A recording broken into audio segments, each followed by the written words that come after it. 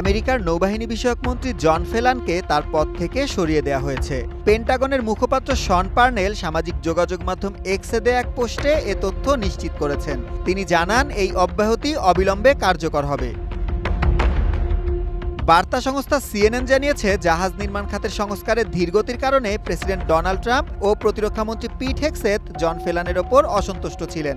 বিশেষ করে নতুন জাহাজ নির্মাণের কাজ দ্রুত শেষ করার যে পরিকল্পনা সরকারের ছিল তা বাস্তবায়নে ব্যর্থতার অভিযোগ উঠেছে তার বিরুদ্ধে। লাইফে কোনো কিছুর গ্যারান্টি নাই, তাই ইন্স্যুরেন্স করুন সিটি ব্যাংকে, কারণ ইন্স্যুরেন্স করলে সিটিতে সুরক্ষা পাবেন নিশ্চিন্তে।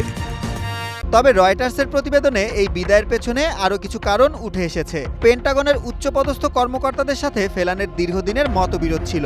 বিশেষ করে যুদ্ধমন্ত্রী ও তার ডেপুটির সাথে ফেলানের কাজের সমন্বয় হচ্ছিল না। এছাড়া ফেলানের দপ্তরের অনিয়ম নিয়েও একটি সরকারি তদন্ত চলছিল।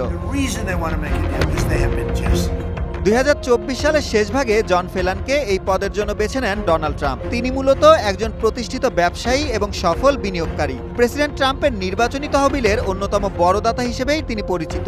তবে সামরিক বাহিনীতে কাজ করার কোনো পূর্ব অভিজ্ঞতা তার ছিল না। নৌবাহিনীতে সংস্কার আনতে তাকে নিয়োগ দেওয়া হলেও ইরান ও ভেনেজুয়েলায় চলমান উত্তেজনার মাঝে এই বিদায়কে তাৎপর্যপূর্ণ হিসেবেই দেখা হচ্ছে। গত কয়েক সপ্তাহে আমেরিকার প্রতিরক্ষা বিভাগে বড় ধরনের রদবদল হয়েছে।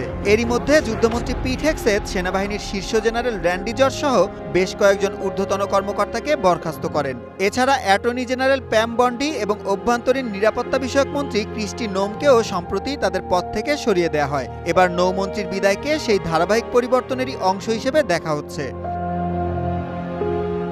সুলাইমান সবুজ, ওয়ান ইন্টারন্যাশনাল ডেস্ক।